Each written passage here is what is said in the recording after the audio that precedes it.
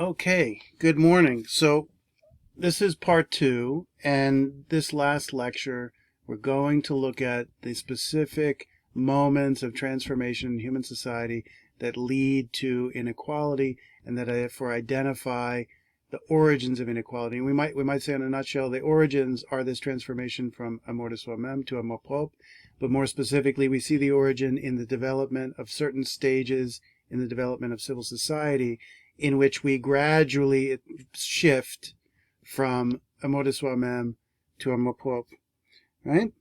And what's so fascinating about this discussion is that it centers on an analysis of Eros, or love. So let's keep in mind here that the transformation toward inequality, the transformations that lead to inequality are psychic transformations of the human soul. What we really see in the second discourse is a transformation of the human soul brought out by our natural capacities that are then brought out or brought to the surface in different ways by circumstance, or what he describes as a concatenation of fortuitous circumstance or of external causes, right? Which is that certain features in the environment external to our nature impinge on us and mold and shape us in a certain way, and mold and shape our social interactions in a certain way. So what he's going to describe here at the bottom of page 154 is the sexual impulse, or what we would call Eros. And the important thing is that he sees this as the central psychic motor driving human society. Number one. Number two, this is connected with amour de soi-même. It's connected as an outgrowth of our desire for self-preservation and the natural, pleasurable sentiments of existence, being connected with the pleasure of sex. And particularly, it's also connected with self-preservation, in that reproduction results in the only form of permanent self-preservation that a mortal being, a being that lives and dies, can have. So he says at the bottom of page 154, at paragraph 40, he says, among the passions that stir man's heart, there is one that is ardent, impetuous, and makes one sex necessary to the other. A terrible passion that braves all dangers, overcomes all obstacles, and in its frenzy seems liable to destroy mankind, which is destined to preserve. What must become of men possessed by this unbridled and brutal rage, lack of modesty, lacking restraint, and daily feuding over their loves at the cost of their blood, right? So what's going to happen? As we become more social, as a result of physical proximity in a society in which there is a spectacle of observing and being observed, and an internalization of the point of view of other people, and in general the point of view of society at large through ideas of merit and beauty, it is going to amplify and make problematic our natural desire for one another, right? He says this desire is ardent, it's intense, it's impetuous, it's unrelenting, and it's the desire that makes us couple and reproduce. He says it's also a terrible passion that braves all dangers, right? And terrible could be seen just as in as meaning extreme, not necessarily negative, but also could have a negative connotation. What we have here is a intense desire that has both positive, or maybe even the most positive consequences, but also a desire that has the power to breed the most negative consequences. And what does he say it results in? If it lacks restraint, it results in the spilling of blood, right? In conflict, right? Brought out by jealousy, and jealousy is a product of possessiveness. So we talked about in the state of nature, there's no sense of property, there's no sense of thine, and there's no sense of mine. but what is going to be one of the original impulses, you could say the selfish or selfishness, the selfish impulse toward possession is going to be brought about by the cultivation or desire for love. We don't just want the person in one instance, we want them in an ongoing way. He's going to be keen to distinguish here is a natural biological impulse from something with moral implications, with social implications, and cultural implications, right? We made the same exact distinction in the symposium, distinguishing vulgar love from Aphrodite Pandemos, from the heavenly love, from the heavenly Aphrodite. So one love was basically the biological impulse towards sex, and the other was a cultural understanding based on norms and boundaries and taboos that takes that initial impulse and you might say sublimates it into something much grander and more pervasive and with much more far-reaching consequences than simply the impulse of, say, animals to procreate. So he says at paragraph 42 on page 155, he says, let us begin by distinguishing the moral from the physical in the sentiment of love, right? He's still talking about self-love. It seems to be at the root of self-love is a love for ourselves, but then love for someone else as if they were us, an extension of us, and a desire to make them us. So we see in Amor de Soi-Même a natural element, and Amour Propre a conventional or a moral element, right? What is morality? It's the coding of everything in terms of good and bad, just and unjust, ideas of merit and beauty, and then ideas of things that lack worth and that lack beauty. It's a coding of everything in language that starts to build on top of the underlying biological impulse. Says the physical is the general desire that moves one sex to unite with the other. This is no different than what we saw in the politics. The man and the woman come together out of the pleasure of the impulse, and more generally to reproduce as a means of self-preservation. Says the moral is what gives this desire its distinctive character and focuses it exclusively on a single object. So what is he talking about here? The physical aspect drives us to what he says, unite, right? He's talking about have sex. But he says that it's the moral component that drives us to focus exclusively on a single object. Now, what does that mean? That the moral component of love drives us to have a single object of desire. What is that? One other person, right? So he's already foreshadowing here what's going to happen in society, that we're not simply going to desire anyone to satisfy our desires. We're going to desire to possess one person over the period of duration. And if we think we possess them, that also means we think other people do not possess them and do not have right to have access to them. If we think to the guy in the state of nature and he has desire, right?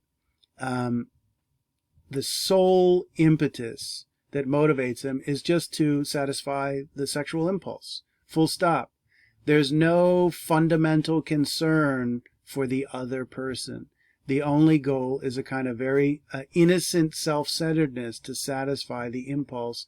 And the person who's going to best satisfy the impulse is simply the person who's available at that moment. And they're going to be, quote unquote, appealing, right? It doesn't matter, since there are no ideas of merit. He's not judging one partner from the next. He's simply satisfying his impulse in the moment, because what dominates is not having it satisfied in a certain way, in the right way to meet society's expectations, but rather just to satisfy it.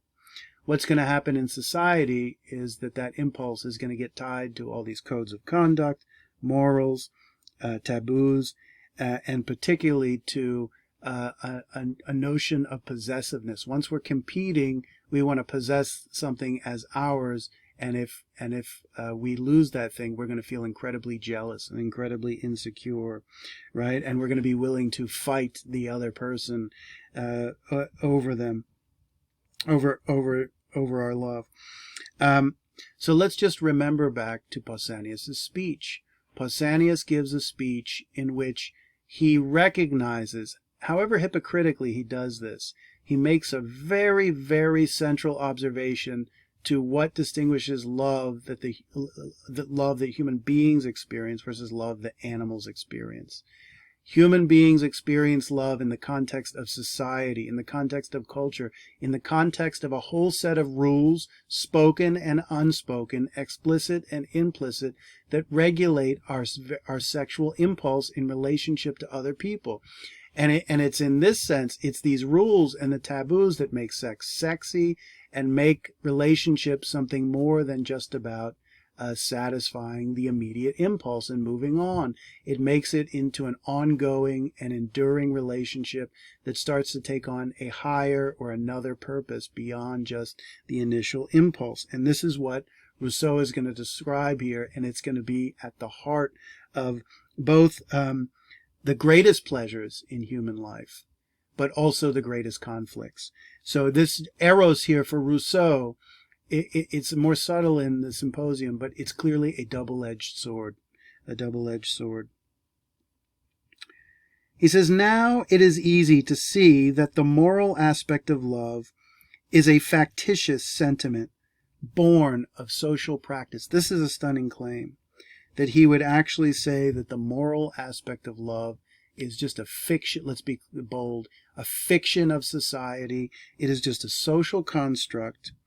And it is artificial. And for Rousseau, artificial, for something to be artificial, it is to be, you might even say, fake. Born of social practice, and extolled with much skill and care by women in order to establish their rule to make dominant the sex that should obey. This sentiment, since it is based on certain notions of merit or of beauty, which a savage is not in a possession to possess, and on comparisons he is not in the position to make, must be almost non-existent for him. So what he's described, this moral aspect of love that makes us possessive, that desires us, that compels us to desire a single and exclusive ongoing object of desire. For the natural man, he doesn't say it doesn't exist at all. He says it's virtually non-existent. For as his mind could not form abstract ideas of regularity and of proportion, so his heart cannot feel the sentiments of admiration and of love that arise without our even noticing it. From applying these ideas, he heeds only the temperament he received from nature, and not a taste which he could not have acquired, and any woman suits him. So the key, he has no abstract ideas, and therefore he has no sentiment of admiration. What does he mean there? A sentiment of special worth, of the unique. What do we think of love is when we apply it to someone else? It's a unique feeling of worth we attribute to the other person that makes us do all types of things, exalted and vicious, right? He says there's something like an indifference in the noble savage. Their rule is to do no harm. They're not interested in any great feats. They're interested in doing the minimal and satisfying their minimal desires, right? He says, limited to the physical aspect of love alone, and that is exactly what the noble savage or the natural savage is limited to. Limited to the physical, the biological, rather than the moral or the social or the societal or the socially constructed aspect of love alone, and forced enough not to know preferences that exacerbate its sentiment and increase its difficulties, men must feel the ardors of temperament less frequently and less vividly, and hence have fewer and less cruel quarrels among themselves. So in a state of nature, we don't know all this complex attributing of worth and therefore feelings of jealousy, so there's just a less conflictual state. I mean, this is consistent with what he said about pity and the minimal nature of our desires already. He says the imagination, which wreaks such havoc among us, does not speak to savage hearts. What are going to be the two psychological origins of all our troubles? It is reason and imagination. Reason allows us to conceive and give names to things and reflect on things, reflect on our own emotions and therefore transformation. And imagination allows that reflection to be unlimited because we can imagine virtually anything. We can give a name to it, and then we can manifest it in our actions and make it real through acting on what we imagine. It says, everyone peacefully awaits the impulsion of nature. Right? So people don't have, shall we say, they don't have fetishes. They don't have, they don't ruminate on their own erotic desire. They don't fantasize about it. They have an impulse, they deal with it, and it's done. And literally it's out of sight, out of mind for the impulse, and it's out of sight, out of mind for the other person that the impulse was satisfied with. And of course, this is all going to change with the development of an Eros that is a yearning and longing for another, because we desire to possess them, because that gives us a standing of worth and status, whereas letting them go is going, rather, them being with someone else is going to incur great jealousy, which is going to lead to conflict.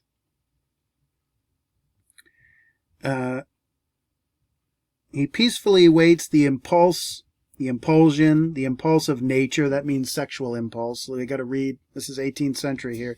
He's writing in a subtle way.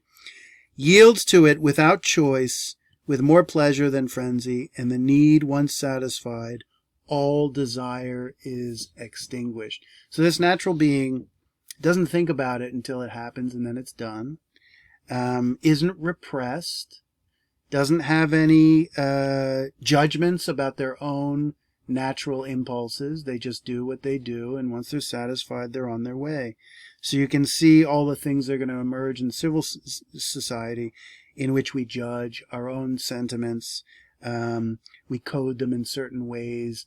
We make them larger than life based on all the taboos and prohibitions and the fact that everything is behind closed doors, and that stokes the imagination. He says, it is therefore indisputable that love itself, like all other passions, acquired only in society the impetuous ardor that so often causes it to be fatal among men. So our natural desire is kind of meek, right? I mean, the centrality of the sexual impulses, he's actually attributing it to society in some ways. And let's be clear that he is citing the sexual impulse and how it is amplified in society as the central cause of conflict.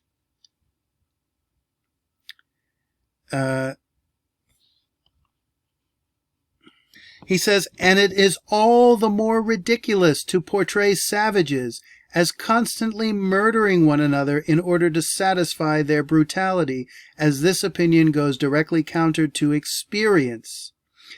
And as the Caribs, which of all existing peoples has so far deviated least from the state of nature, are in fact also the most peaceful in their loves and the least given to jealousy, even though they live in a scorching climate which always seems to rouse these passions to greatest activity. Now, what are the passions being roused to greatest activity? That's the sexual impulse, right?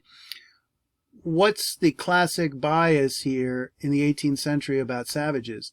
Well, they're quote-unquote savage. They're brutal. They're violent, maliciously, recklessly so, because they're not they're not civilized. Well, of course they're violent. Well, what's the argument? He says, upon further review of the tape, if you actually observe these societies, they're peaceful. Who are the brutal ones? Who are the brutal ones for Rousseau? The brutal ones exist in civil society. Now, anthropologically, he might be overstating this, but he certainly has a point. I think that it should be said that the greatest brutalities happen in civil society precisely because the evil done is not arbitrary or not just a result of impulse, but it's often contrived and malicious in its intent and nature. He says, okay. So now this story, he breaks it up. There are paragraphs that have digressions from this basic story of the development of love. But if you kind of look for the ones that just deal with the development of the impulse of Eros, you can see a real continuity of the explanation. And we're going to start with, we're now in part 2 on page 162. And we're going to read a paragraph we already read, just to illustrate the stage of civilizational development that we're at on page 162.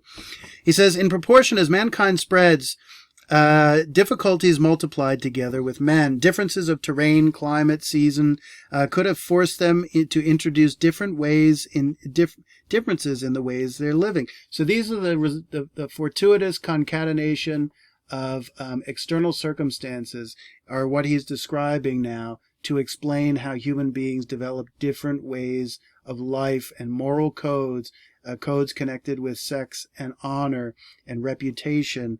It's a result of different environments. He says, barren years, long and harsh winters, scorching, all-consuming summers required renewed industry on their part. On seashores and river banks, they invented line and hook and became fishermen and fish-eaters. In forests, they made bows and arrows and became hunters and warriors. In cold countries, they covered themselves with the skins of the beast they had killed.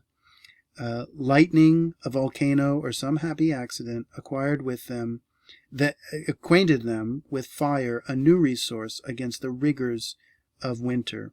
They learned to conserve this element, then and then reproduce it, and finally to prepare meats they had previously devoured raw. Okay, so what's important is this sounds like technology and their way of life, but really this is the cradle in which love will be fostered in different ways in different societies. Number 5. This repeated interaction of the various beings with himself, as well as with one another, must naturally have engendered in man's mind perceptions of certain relations. We've talked about that. Repeated interaction for Rousseau results in perceptions of certain relations. Now, on the first level, he just means relations like from one thing to another. We start making comparisons and relating things together. But ultimately, this is going to result in not just comparing things in the natural world or comparing ourselves to animals, but of comparing ourselves with each other and the cultivation of collective identities, right? And that we become, as an individual, in a sense, no longer an individual, but now I am not an individual, but I am identified as part of a group. He says, the relations we express by the words great, small, strong, fast, weak, fast, slow, fearful, and bold. So now we're developing language, and we're applying it to talk about not just things, but, these are what are called relational concepts. Concepts that by their very definition are terms of comparison from one thing to another. Now he's applying it to things of the world like an animal is faster or an animal is stronger than me, the human being. But eventually these terms are going to be applied to human beings, and they're going to differentiate us in a hierarchy of worth. They're going to be some faster, some slower, some stronger, some weaker, and eventually some more richer, some poorer, some more powerful, some weaker, and then there's going to be kings and peasants and princes and paupers and masters and slaves and rulers and ruled. Comparisons, terms of comparisons. And for Rousseau, it all starts here, these comparisons, particularly being coupled with the erotic impulse. Really crucial. He says other such ideas, compared as need required and almost without thinking about it. So when we're out in the world, we need to make these comparisons, to make judgments so we can do the right things and avoid avoid things that are going to threaten our existence, right? So basically here we're learning about the world through these comparisons, and that knowledge is assisting us in just surviving on a daily basis. Of course, eventually this is not going to be about the natural world. These comparisons are going to be about the social world. That finally produced in him some sort of reflection, or rather mechanical prudence, which is to say, he says, basically he's trying to explain the origins of human cognition. And his answer is that through comparisons, is that juxtaposition of things that forces us to think. When we see two things that are unalike, and we see them in relation, that is a kind of the rub, the moment that we start activating our capacity of judging or reflecting or deliberating to try to get an understanding.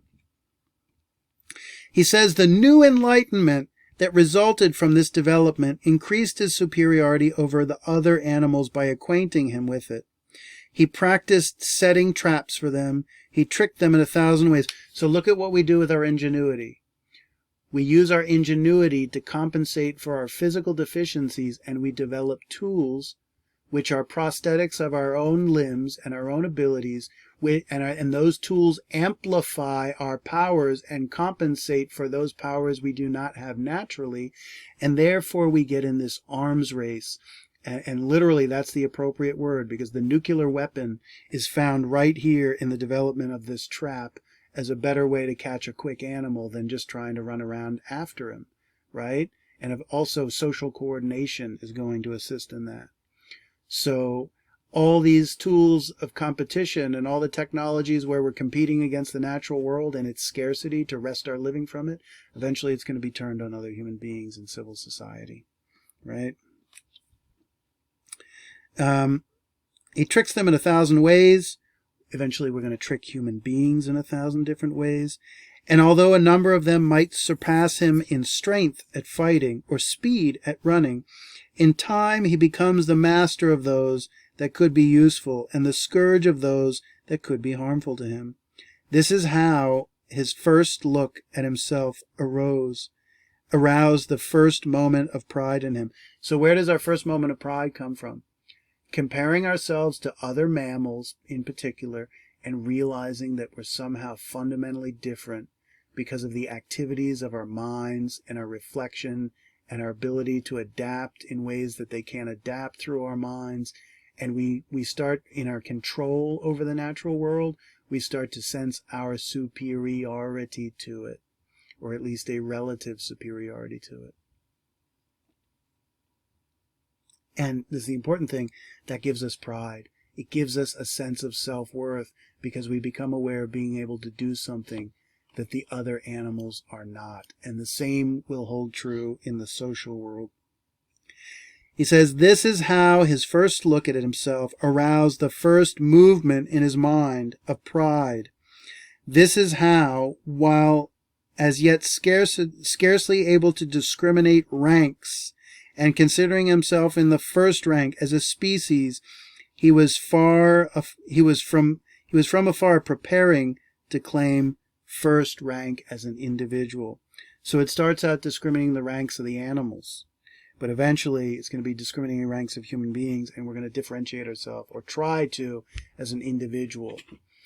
Now, rank implies a hierarchy of worth which is officially recognized within society. Think about a military rank.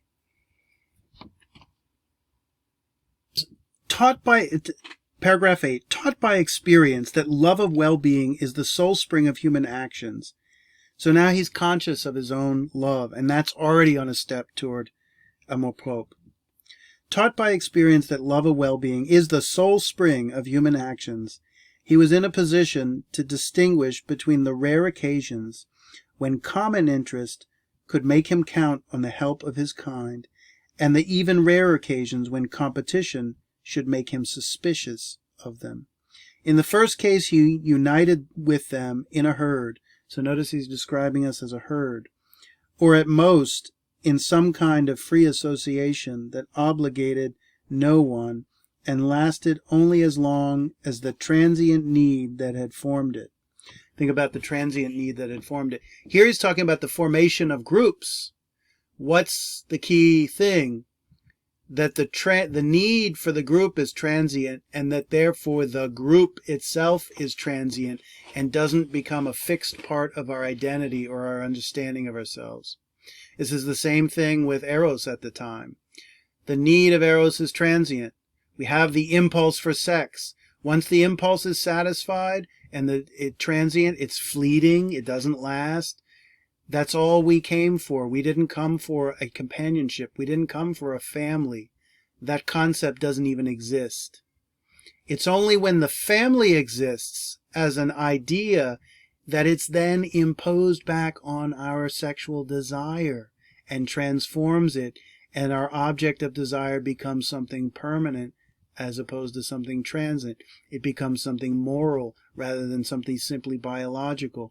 It becomes something of the mind rather than something strictly of the body. Or we should say mind or heart, right? He says, this is how men might imperceptibly have acquired some crude idea of mutual engagements. When he talks about a crude idea of mutual engagements, ultimately he's talking about the formation of social identity, an awareness that we're part of a collective, and of the advantage of fulfilling them, but only as far as a present and perceptible interest could be required. So why do we, this is Hobbes gives the same answer, why do we form into society? Because we need it in certain circumstances, and it's to our advantage. But we're still doing a calculation of the cost-benefit analysis of it. We gain things by doing it, and we also lose things. The man in the state of nature still returns to his individual status after these collective endeavors. But of course, we're going to see somehow that these collective endeavors are going to take on a permanence. Eventually, it's going to form civil society in the same way that sex is going to take on a permanence, and it's going to form the family. For foresight was nothing to them, and far from being concerned with a distant future, they did not even give a thought to the next day, right? Because they don't have a clear concept of the next day, to think about the future. Think about the household. Aristotle says the household exists for the purpose of everyday needs. The village, as a social structure of a certain organization, exists to satisfy needs other than every day. And I think precisely what he means by needs other than every day are long-term needs, and the only way we can even have long-term needs, of course we do whether we're aware of them or not, but the only way we can have long-term needs is to be able to formulate the idea that there is a distant future that we are working toward, and that we're planning with rational forethought or foresight to achieve goals that are not yet before us in time. If a deer was to be caught, everyone clearly sensed that this required him faithfully to keep his post. But if a hare happened to pass within reach of one of them, he will, without a doubt, have chased after it without a scruple, and after catching his prey, have cared very little about having caused his companions to miss out on their prey. Right? So he says, we don't have a sense of obligation or duty to this group. What is civil society going to entail?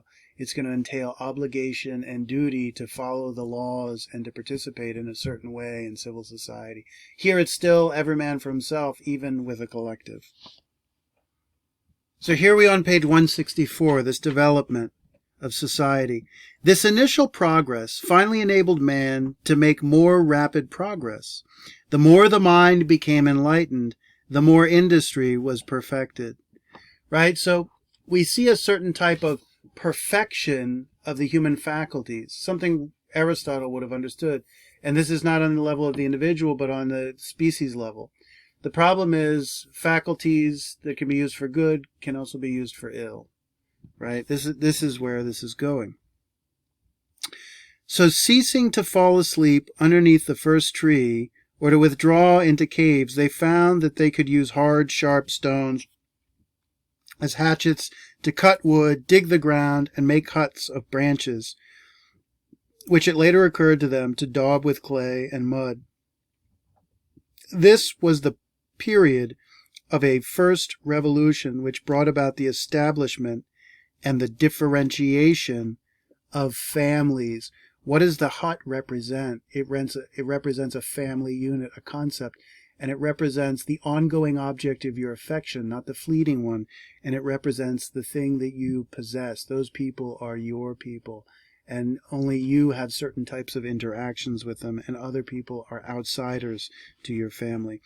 And introduced a sort of property from which there perhaps arose a good many quarrels and fights. So once you say something's mine and another person touches it, you're getting mad at them not because they damaged your property, but simply because they touched your property and they didn't recognize it as yours. You see the issue here? You're marking off the ground, and you're marking off other people as off limits to third parties. And of course, it's the cause property is going to give rise to fights. In the state of nature, there's no property. People just get what they get, and whoever is most industrious is getting it, gets it. It's as simple as that. However, since the stronger were probably the first to make themselves dwellings, they felt they could defend. It seemed plausible that the weak found it simpler and safer to imitate them than to try to dislodge them. And as for those who already had huts, a man must rarely have tried to appropriate his neighbor's, not so much because it did not belong to him as because it was of no use to him, and he could not get a hold of it without risking a very lively fight with the family that occupied it. So it's going to be this, what has just happened? He says because we have these skills to make stuff with our intellect and our minds, that now we're making our dwellings. And if we're going to think about it, if we're making a dwelling, we're going to use it. We want to use it, but the dwelling's not really movable. So we're forced into, he's trying to describe the origins of sedentary society, right? Once we're sedentary, we're next to one another. Once we're next to one another, we're in this ongoing proximity by which we compare ourselves to each other and see our eyes through the eyes of other people. Paragraph 12, the origins of the family, because he says it's not natural, it's the result of historical circumstances. The first developments of the heart were the effect of a new situation historically, that brought about husbands and wives. So before it was just two savages out in the wild satisfying their sexual impulse. Now they're called husbands and wives, fathers and children. And these names all imply social roles, and they all imply varying degrees of possession. I think that's really crucial. The husband and the wife both possess each other and belong to each other as a unit, and the father and the mother and the children establish another type of possession. They are not just children, they are my children, and I am their father, I am their mother. Think about the situation if you have a young kid who goes off to school and they teach your child something that you don't like, and you say, gosh darn it, this is my kid, I am their mother, and this is not the kind of thing I want you teaching my child, right? But we all know that it takes a village to make a person, so depending on your politics, parents are not really the important educators of the young, depending on how you think about it. It says the habit of living together. The habit of living together. Think of the centrality for Aristotle of living together and the development of collective habits. The key thing is, in Aristotle, we're dealing with two people who are already habituated in society to live together and grow together. Here we're talking about human beings in the development of civilization actually habituating one another to a civilized existence and to a civilized nature that they did not have prior to this process of habituation. Said it gave rise to the sweetest sentiments known to man. This is important because if we're going to get really in the weeds here, there is a good form of amour propre, but it's one that's regulated and it's very close to and connected with amour de soi-même. In society, we have a sense of possession or property. We have a sense of desire for recognition. We treat our children and our spouse as people of the greatest worth. And he says this gives rise to the sweetest sentiments.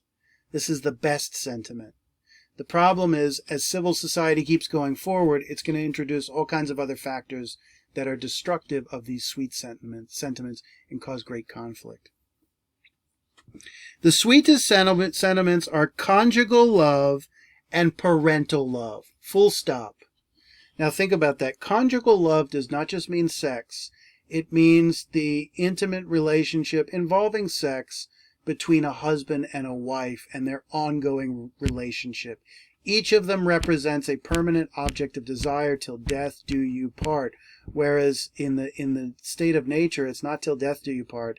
It's till, can I be crude? It's until orgasm do we part, right? And it's a huge difference.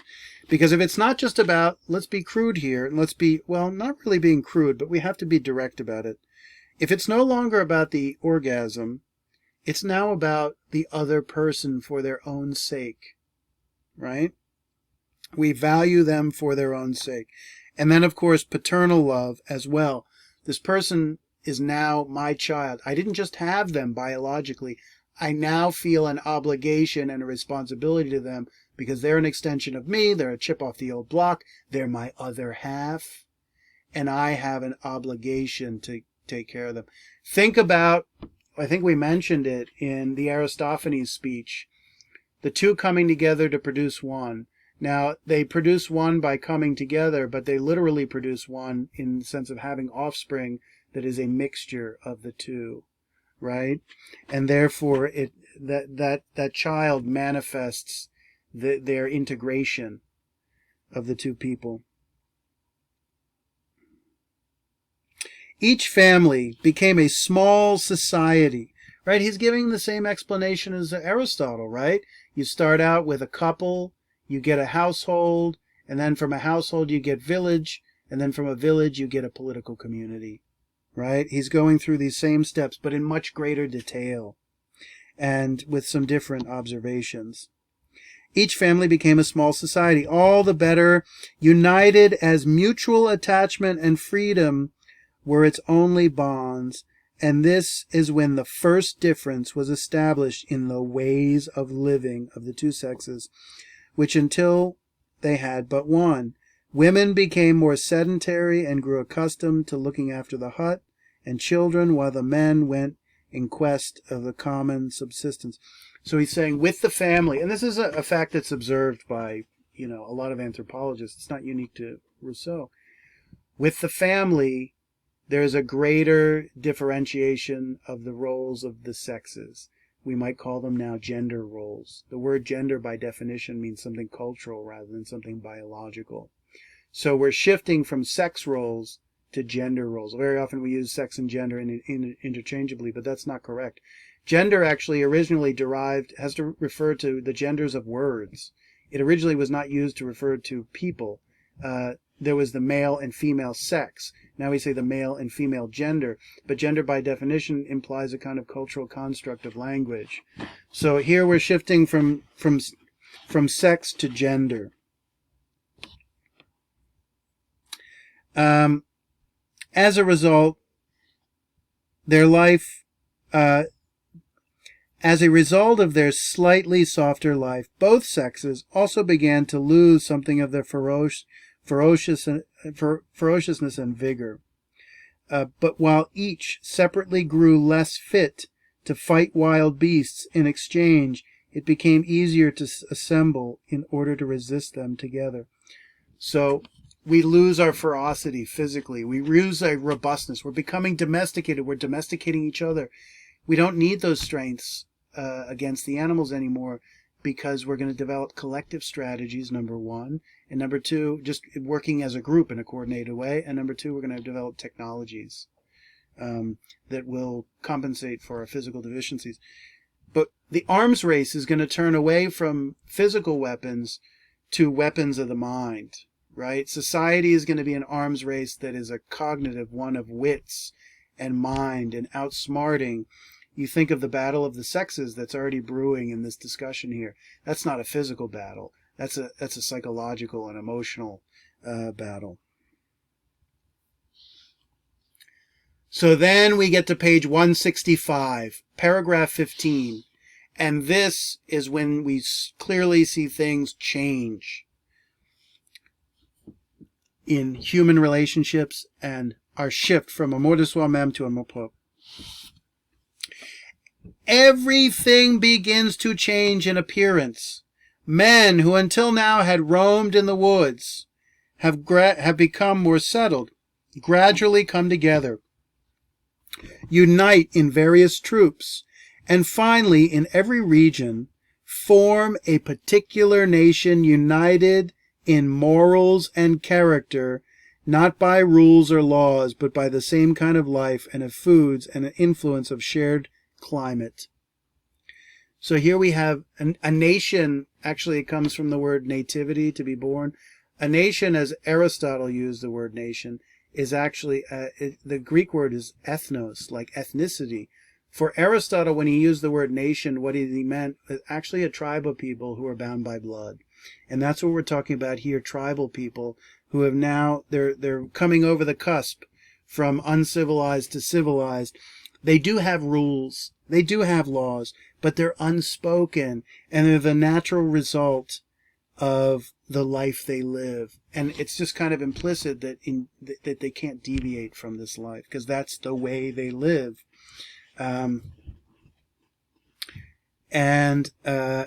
So they're a community now, because they're bound by a common way of life. This is the essence of what a community is. In a sense, they do have rules and laws, but they haven't been made explicit, and there's no formal government. It will be government proper, the existence of proper institutions of government that will create laws, right, through deliberation. But now the laws are just being created as response to environment, and it's like unconscious process. Permanent proximity. This is the solution to how the transformation of human psychology has occurred. Physical proximity, and ongoing permanent physical proximity. He says it cannot fail in the end to give rise to some bond between different families. Oh, so we go from the household to the village here. Young people of the opposite sex live in adjoining huts. Now he's talking about young people, like basically kind of teenage years, becoming aware of their own sexuality, right? They're not watching MTV in there, but if they did, they'd be watching, if they had MTV, they'd be watching it. Young people of the opposite sex, and what would MTV be giving them? Ideas of merit and beauty, of what's cool and what's not, and what's beautiful and what's not, and what's hot and what's not, all that stuff. Young people of the opposite sex live in adjoining huts. The transient dealings demanded by nature soon lead to others no less sweet and more permanent as a result of mutual visits. Well, what are the mutual visits? And what are the, quote, transient dealings of nature? That's exactly, yes, the transient dealings demanded by nature. What are the transient dealings demanded by nature? The sexual impulse. It's transient. It comes and it goes. They love this one, they love that one, and the next one, and they finish the act and they're on their way, right? But they're physically next to each other. So the next day they're going to see each other. So as soon they have forethought, before they ever get invested sexually with someone, they're going to say, you know what? Before we ever do anything, do you promise we're going steady? Right? Because tomorrow I'm going to see you, and if you, I'm not going to go through with any type of sexual act if you can't tell me that you're going to respect me tomorrow, which is to say, we're going to be a couple when I wake up tomorrow. Right? And so, the two characters compel each other to reach a kind of spoken or unspoken agreement that the next day, even though they don't have that desire, that they are now a couple, right? And that they're only going to satisfy that desire with each other. And how does this happen? Because they're around each other, and when they wake up the next day, who is there? It's the same person, not a different person. In the state of nature, when you get the desire, it's whoever's there. But whoever's there is not going to be the same person, because they're nomadic. They're living nomadically.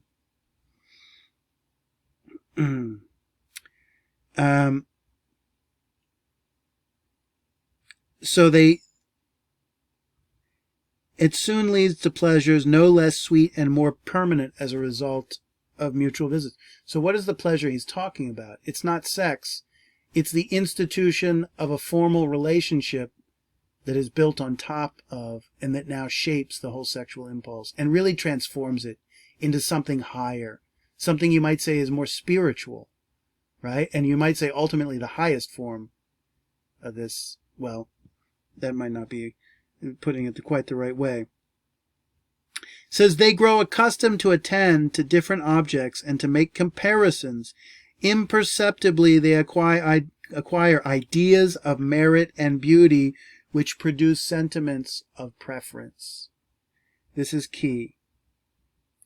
Where do these ideas of merit and beauty come from? I think they simply become from what you find appealing and what satisfied you. I get attached to this person, therefore this person becomes, you might say, my paradigm or my stereotype of beauty. So you think of blondes, you think of red lips, you think of various strategies of feminine beauty, for example, or the way males carry themselves that's considered attractive. Have to imagine that on some level it came from certain individuals that were then celebrated collectively as being beautiful, and that their individual beauty became the paradigm for everyone else, and that everyone else started having to conform to it.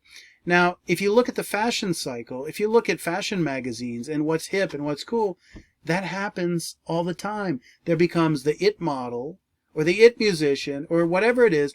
That person's specific characteristics then become a generic model, template, or paradigm for what's cool or for what's beautiful, for what's worthy at large. And then everybody does what? They admire it and they try to conform to it because people realize if you conform to it, you're going to be admired, right?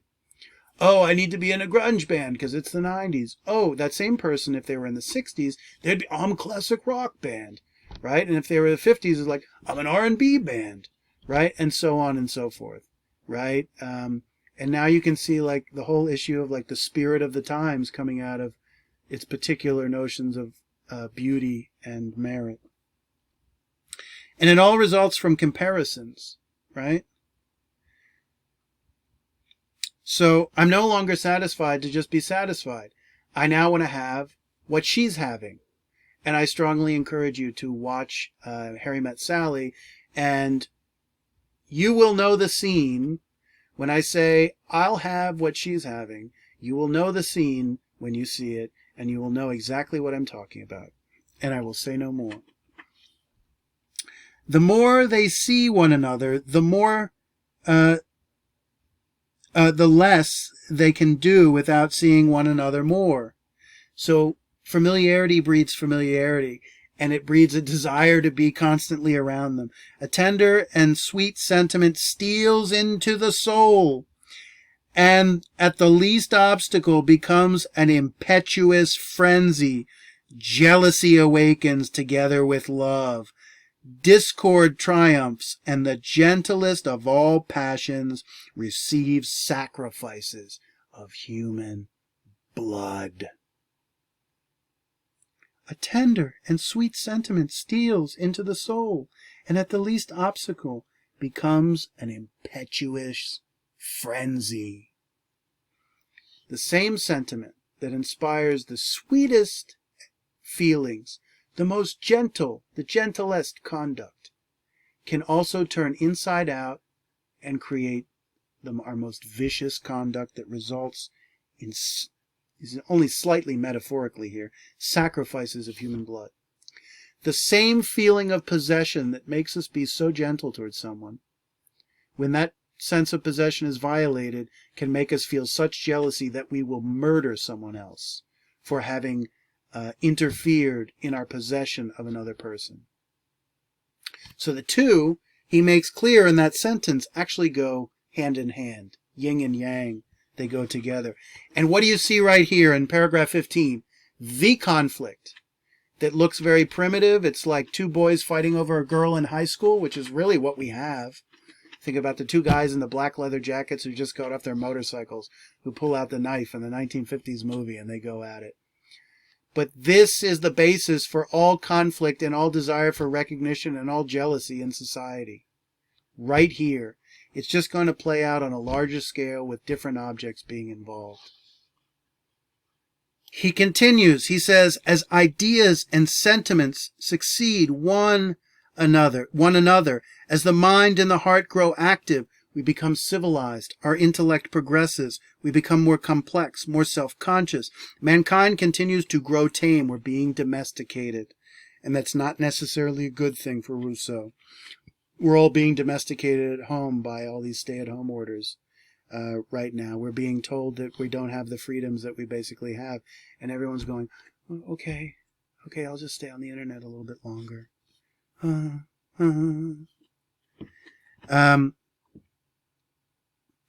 It says, mankind continues to grow tame, contacts expands, and bonds tighten. So this is a gain and a loss. Our bonds tighten as we also become more dependent on one another for identity, because we love the other person for them, not just for something they immediately offer. And therefore, our own identity and our own fate is attached to them in ways we never could have imagined. For good, but also for ill. It's a double-edged sword at every step of the way. It became customary. A custom is not an impulse. It is a convention of ritual that is done out of traditional practice. It became customary to gather in front of the huts or around a large tree. Song and dance, true children of love and leisure, became the amusement, or rather the occupation of idle men and women gathered together. What is he really explaining? He's explaining the origin of popular culture and entertainment. He says it starts with people, and this is just his speculation, but it makes the point very effectively. His thought is very lucid here. Song and dance have two sides to them. First, what draws us into under the tree to sing and dance? He says they're children. They're the offspring of love and leisure. So time, you have the time to do it, and love. And let's just say it's almost un mot de soi-même. Dancing and singing is an expression of our joy of life, our sentiment, the feeling of the pleasure of the sentiments of our existence. Full stop. Kids sing and dance at 5 years old because they just enjoy it. It's just, they don't necessarily want to be seen by it. But very quickly, when they realize they're observers, they realize the power and attention they have when other people see them and they keep watching. And they realize the more they move and sing, the more people watch. And they're not just getting the pleasure of singing, they're getting the pleasure of being seen, and therefore implicitly being seen as worthy or of worth looking at, right? Simple as that. So what we see in this looks very kind of, trivial fact, song and dance comes out of our joy of life, un mot de soi-même, but then we realize when we get out of our hut that we're being watched. There are idle men and women gathered together to watch the people dancing, because of course not everybody's good at dancing and not everybody's comfortable dancing and singing in public. So the people who are going to benefit are people who have those skills. And then the question becomes, we've already seen the rat race. Now, there's actually three people. Here's the singer. La da da da da, I'm singing, I'm having a great time. And then there's the observer. Wow, that person's really good at singing. I want to listen to them. And guess what? Then there's a third person. There's a third person looking at the person observing, saying, can you believe, look at that. That person is looking. Look at how much attention that person is getting. I want that attention. I'm going to have to do something, because look at it. I see the second person looking at the first person, and I want to be the person being looked at. And they're envious if they don't have the skills to get the attention of that observer. And they're going to have to use tactics to get that person's attention. So everyone began to look at everyone else and to wish to be looked at himself. And public esteem acquired a price, which means you now have ideas of merit. You have simply, there's a good dancer and a bad dancer. There's a good singer and a bad singer. And the bad singer we don't want to hear at all. So please don't sing in front of the hut at all, because we're not going to pay attention to you. And by not paying attention to them when they sing, the person stops singing because their goal was not just to sing, their goal was to get someone else's attention, and they're going to have to find an alternative strategy to get attention. And this is the origin of the conflict and the unhappiness of society, because this is now an arms race of attention and using strategies to compensate for things that you lack if you do not conform to the ideas of beauty and merit. The one who sang or danced best, the handsomest, the strongest, the most skillful, the most eloquent, came to be most highly regarded. And this was the first step at once toward inequality and vice. From these first preferences arose vanity and contempt on the one hand, and shame and envy on the other. So inequality exists because we're now ranking people based on their different abilities within these ideas or paradigms of merit. So then inequality arises, and vice, which is to say feelings of vanity and contempt. Vanity in the sense that one is proud. It's a version of pride, extreme pride. And we feel contempt. Actually, this is being felt by the same person. The person who can sing and dance or is handsome is their pride in their beauty, and they feel contempt for people who are ugly and can't sing, right? And then on the other hand, there's shame and envy. The people who can't sing feel shame because they feel guilt and embarrassment that they can't do, and they feel envy. They feel jealous of the people who can. So you have haves and have-nots. It's not an economic matter here. It's not a political matter. But this, for Rousseau, is the origin of economic and political and legal inequality, all in these seemingly innocuous attitudes we have. But then when they're writ large in society with power behind them and serious consequences, all of a sudden, I think we can see very easily how. Go watch the show Billions, about people who, a guy who's got billions of dollars and he's in this rich world in New York City, Manhattan. It is these kind of what we would call petty passions that really drive them under what they really do. Something that looks like a very kind of professional feat is really driven by certain very petty passions underneath it all. So shame and envy on the other, and the fermentation caused by these new leavens eventually produces compounds fatal to happiness and innocence. So he gives this beautiful metaphor. Excuse me. He gives this beautiful metaphor of fatal compounds that leaven. It's like a bread. You put leavening in bread and you make it rise. Here, comparisons, envy, pride, contempt, shame. These are now all moral concepts. They have now emerged out of our ideas of merit and beauty.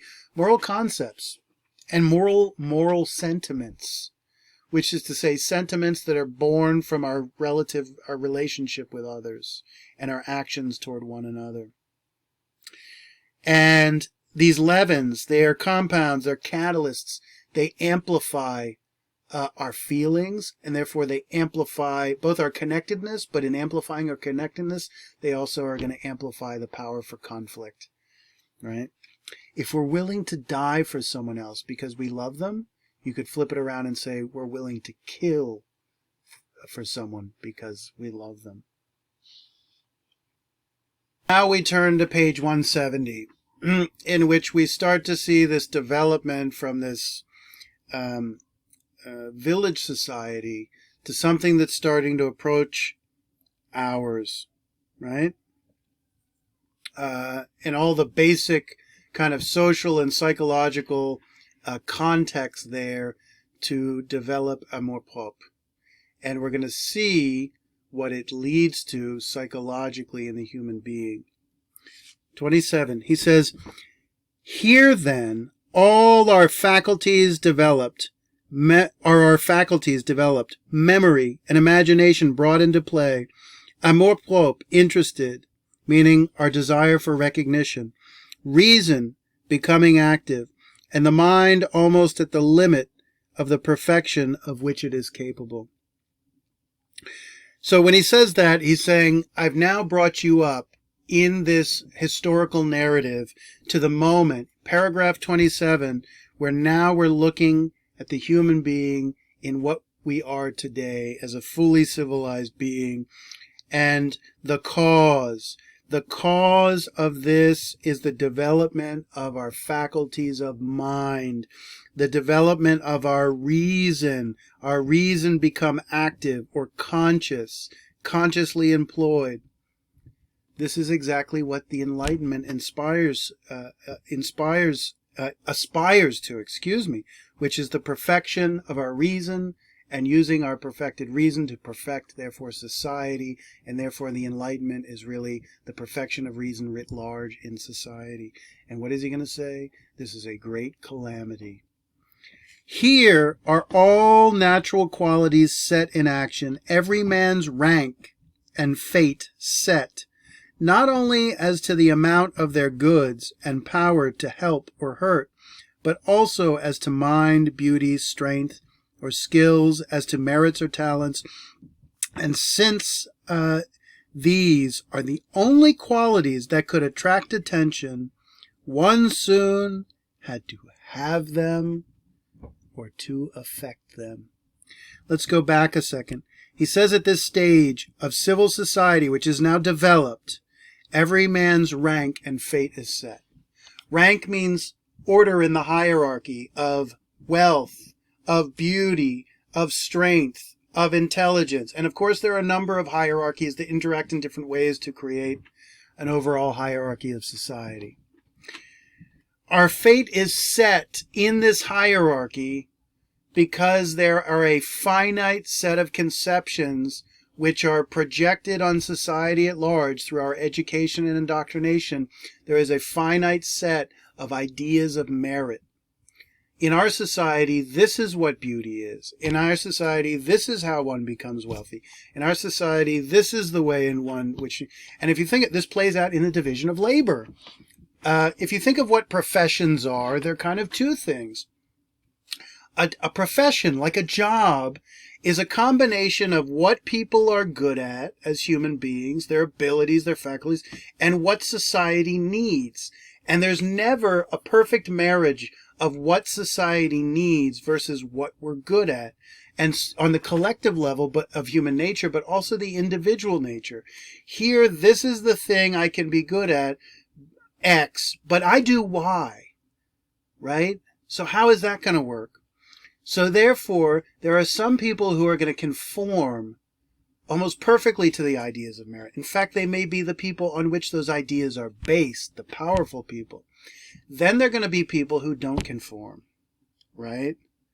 And that is going to be the problem, right? And you see, the people who conform are going to benefit. Their rank is going to go up. Why is their fate set? Because the ideas of merit are at least relatively fixed. And if you, whether you have them or not, your fate is going to be determined where you fit in the rungs of the social order, right?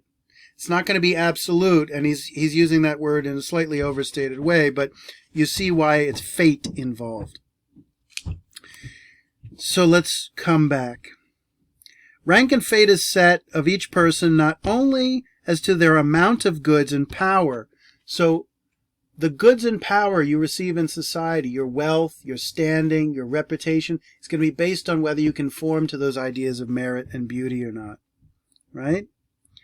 He says the only way, since these, which is to say these ideas of merit, are the only qualities that could attract consideration or attention or could be considered desirable, you either one soon had to have them or to affect them. To have versus to affect these ideas. So to have is to have it. I conform to the ideal of beauty. I'm a blonde and this society likes blondes, right? Or I'm a brunette and this society likes brunettes. If I don't have it, I have to fake it, affect it, pretend. So what do? You conceal your lack of conforming and you present an image. You present an image that does two things. One, it conceals your deficiencies on the one hand, and two, it creates the illusion that you have something when you don't. right? So at various points in his writings, he talks about things like makeup. I'm a brunette and I'm not blonde. So what do? You get industrious and ingenuity. You go out and get peroxide and you make yourself into a blonde, right? You fake it. Simple as that. And what is this going to lead to? Appearance. Our appearances are going to be concealed under clothing. What do we say, that the clothing does not make the man? Well, in his society, he's saying, actually, yeah, it does, because it's so determinative. So you can conceal your identity under clothing, under, not just physical things you would wear, but also the way you carry yourself. You change the way you carry yourself. You change the way you speak to adapt to what's considered acceptable. And guess what? Not only are you concealing your body, but you're concealing your true identity. And who are you concealing it from? You're not just concealing it from other people, you're also concealing it from yourself. And you're concealing it from yourself to such an extent that you are no longer fully aware who you are. And who you are in this human nature is understood as what your desires are, right? And your natural dispositions. In this society, people are most unhappy, not only because of the conflict, because they have no understanding of who they really are. You might say that they're in need of psychotherapy. And I'll give you one example. Say we live in the 18th century, and publicly being gay is, or any number of the LGBTQ orientations and identities, are all strictly forbidden in the public. Two things. Not only are you going to not present as that identity, you're going to be in the closet, to use that now, I think, old-fashioned metaphor. You're going to be in a closet in the way, not just to other people, but to yourself. You're not even going to want to believe, you're not even going to acknowledge to yourself that that is your identity, to such an extent that you're going to believe, if, for example, society demands that you be heterosexual, you're going to say to yourself, well, I'm heterosexual. It's just no question about it, right? If society demands you be attracted to the opposite sex, regardless of you say, well, I'm attracted to the opposite sex because I want the white picket fence, I want the 2 kids, I want the 2 cars in the driveway, the green grass, and so on and so forth, whatever the paradigm is here. Now, the point is, the person is going to be convinced that they are that thing precisely because getting by in this society demands that you conform to the ideas of merit. So faking it is not even a bad thing in society in this logic, because it's going to get you what you need to get by. But of course, faking it means you're also deceiving not just others, but you're deceiving yourself, to the point where I don't think you're going to be fully conscious that you are something other than what society expects of you. That kind of average situation. So this is the great psychological insight of Rousseau, and I think this is incredibly powerful. And this essay that's from, almost 300 years ago now, it's hard to believe, speaks to us today in an untold variety of ways. But let us continue, because it gets more interesting. If you don't have these ideas of merit, you have to affect them. For one's own advantage, one had to seem other than what one in fact was. This is a great line. To be and to appear became 2 entirely different things. To be and to appear became 2 entirely different things. To be is what you are naturally. To appear is how you appear to another person, right? So what are we doing as a coping mechanism? We're developing a level of self-consciousness that natural man did not have, to separate what we present to others compared to what's in our hearts and souls really. But I think the problem ultimately is going to be that we're actually going to believe the appearance, and we're going to lose sight of our natural disposition, our natural inclinations, our natural Eros is going to be educated out of us. And that is going to be the cause of profound unhappiness. Profound unhappiness. This is why, like, people have midlife crises, right? This is why people go to therapy, because they knew they were a certain person and they grew up and they met all the expectations of society, and they have no clue why they did all that, other than that was the thing demanded of them. But it wasn't necessarily what they wanted, and that's why they have the midlife crisis. They say, when have I ever done anything based on my own volition of what I really wanted, rather than just the kind of... It's amazing how people will internalize the expectations of society as if those things are valuable just because that's what's done. I mean, that's ridiculous. But it's also all too common.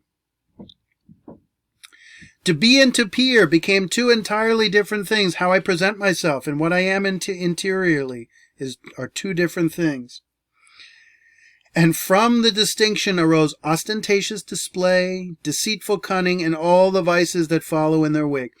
So I need to get attention. I need to compensate for the fact that I don't have a certain figure, so I have to be ostentatious, I have to deceive, I have to be cunning, I have to be really smart to compensate for my deficiencies in order to get by in this society. And all the vices that follow in their wake.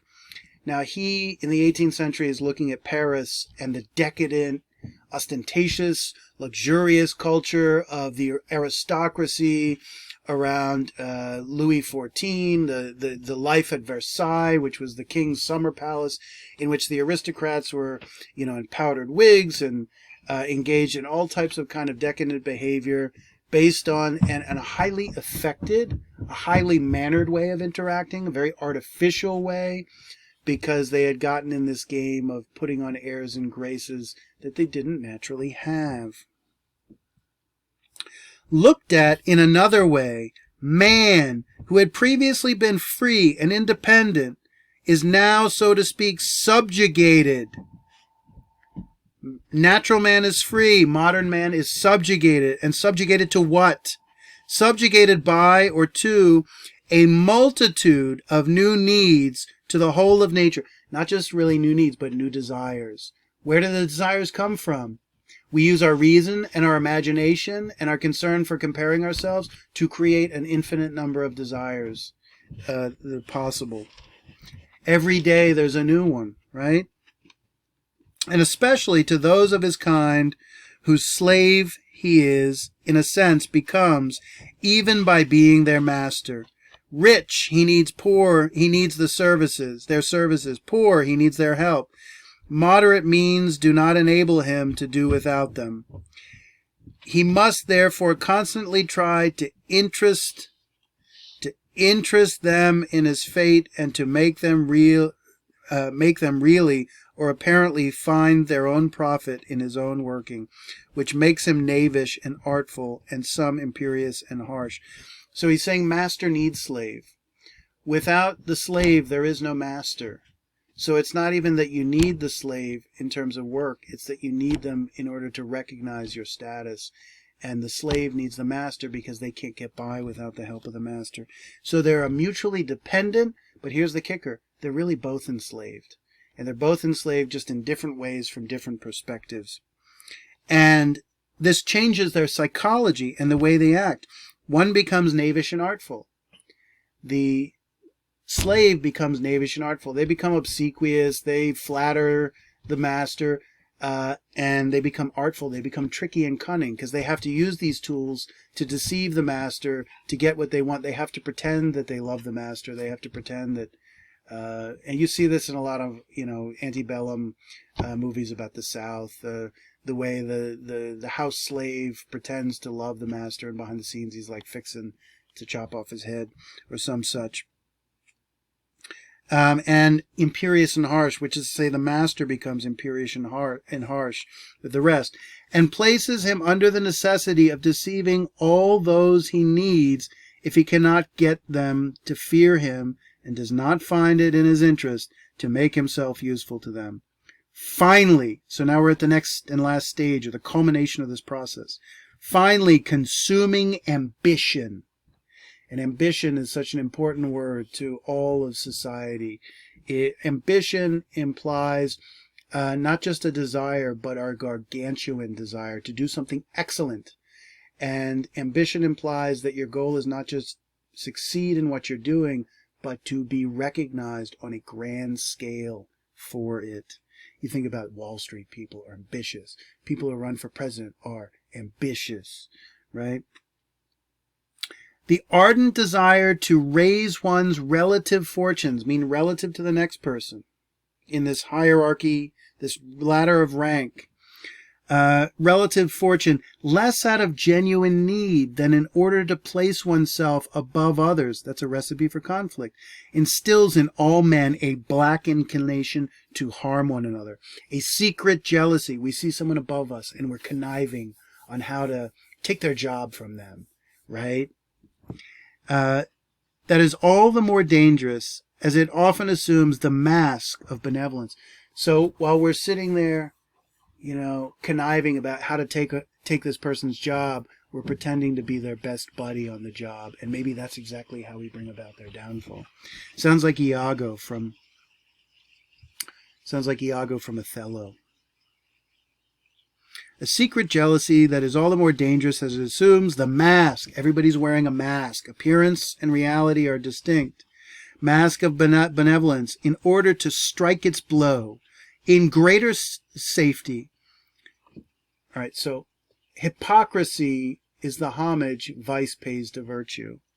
We can't openly show malevolence towards someone else because it gives away our hand and someone will take measures against us. But if they think we're their best friend, we're going to be able to get close to them and to dupe them and therefore succeed in our plot. In a word, competition and rivalry on the one hand, conflict of interests on the other, and always the hidden desire to profit at another's expense, all these evils are the first effect of property and the inseparable train of nascent inequality. So there we have it, the birth of inequality, a kind of permanent social inequality. This is a big competition of recognition, but what does it manifest? What does this game of recognition really manifest in?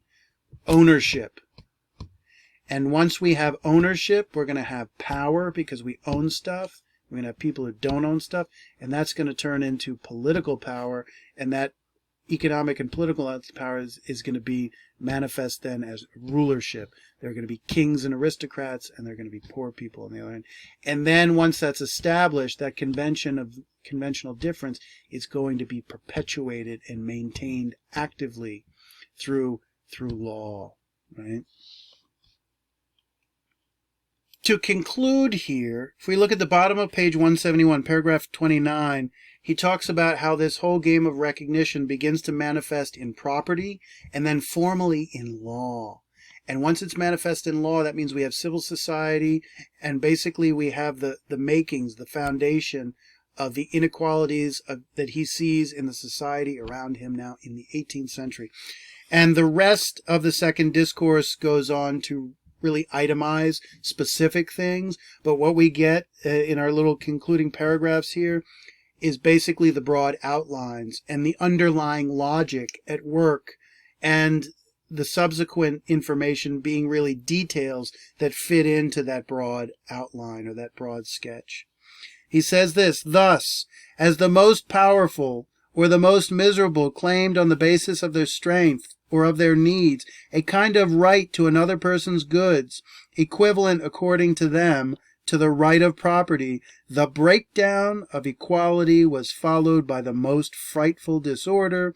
Thus the usurpations of the rich, the banditry of the poor, the unbridled passions of all, stifling natural pity, and the still weak voice of justice made men greedy, ambitious, and wicked.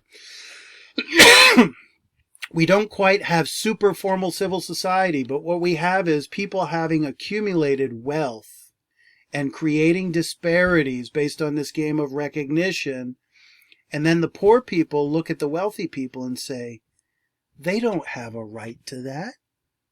And I'm going to try to take it. I'm going to be Robin Hood, or I'm going to be a bandit, or I'm going to cause a peasant insurrection, right? And there's no specific legal claim. The reason the haves and have-nots exist are not a result of law, but just a result of might makes right based on these ideas of merit. Meanwhile, the rich people are sitting there saying, I already have this stuff. What right do you have to take it from me? And both sides, one side gets in a defensive crouch, and the other side, the poor, get an aggressive crouch, and they conflict. Plato says that the fundamental conflict in all cities and all political societies is the ongoing civil war between rich and poor. And that justice means, perhaps most of all, negotiating the claims of the rich because they've already got it, and the claims of the poor because they need it and they don't have it, right? So this is not something unique to any particular time and place. It is the problem endemic, the conflict endemic to civil society.